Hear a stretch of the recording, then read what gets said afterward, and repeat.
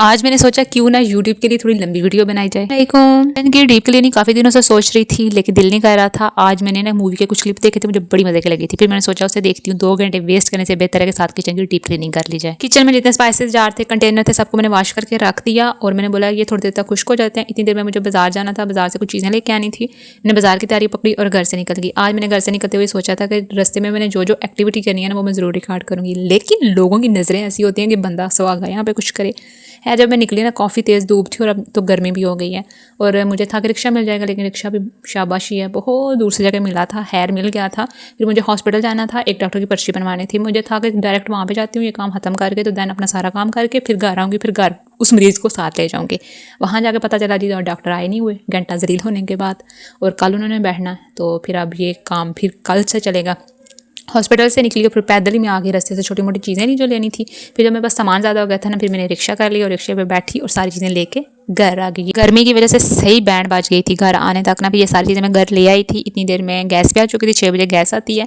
जैसे गैस आई ना, मैंने बोला बैठने से बेहतर मैं फटोफट अपना काम करूँ, और गैस के होते होते मुझे शावर भी लेना था, क्योंकि जब मैं ज़्यादा चलती फिरती हूँ ना, तो फिर जब तक मैं शावर ना लूँ तब तक मेरी जो है ना थकन बहुत ज़्यादा रहती है। जो मैं सुबह चीज़ें वॉश करके गई थी उनमें सारी चीज़ें मैंने कवर करके रखी, साथ सालन रखती है, और जो सब्जियां मैं लेके आती हूँ उसी दिन मैंने उनकी कटिंग करके और मैंने फ्रीज कर देना होता है। हालांकि हम लोग, हमारा बाजार बहुत करीब है, हम लोग रोज़ जा सकते हैं, लेकिन रोज़ घर से निकलना मुझे एक मौत के बराबर लगता है। यहाँ पे शिमला मिर्च और बंद गोभी को बारीक चॉप करके मैंने ना उसके लिए ऑमलेट वगैरह के लिए रख लिया था। इसमें मैंने सब्ज़ मिर्च भी ऐड कर दी थी, और यहाँ पे मैंने चिकन को प्रेशर दे दिया था, ये ऑलमोस्ट हो गया था। फिर बाकी जो सब्जियाँ थी वो सारी काट के ऐसे मैंने उन्हें पैक करके ऊपर फ्रीजर में रख दिया था। और जो करेले होते हैं ना, मैं नमक लगा के रख देती हूँ और सुबह उन्हें अच्छे से वॉश करके तो फिर मैंने फ्राई कर लेते हैं। करेले वो वाहिद चीज़ है जो हमारी खुराक में ना सिर्फ एक कड़वी चीज़ रह गई है, लेकिन हम लोग उसे इतना कि पका देते हैं कि कड़वापन बिल्कुल खत्म हो जाता है। यहाँ पे कद्दू और चिकन मुकम्मल तौर पर पक चुका था और गैस बंद होने वाली थी, तो मैंने सोचा रोटियों का काम खत्म कर लूँ। यहाँ पे मैंने ये सारी चीज़ें सेट कर दी थी, मसाले शसाले डाल के कॉर्नर पे सारी चीज़ें रख दी थी, ठीक है ना। फिर यहाँ पे मैंने जल्दी से सारी किचन की मोटी छोटी चीज़ें समेटी और रोटियाँ पका के रख दी थी, ताकि ये काम तो खत्म हो जाए, गैस ना बंद हो जाए।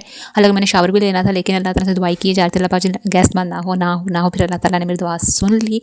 आज रात को गैस 10 बजे बंद हुई थी। वैसे जो गैस है हमारी वो ऑलमोस्ट 7:30-8 बजे तक बंद हो जाती है।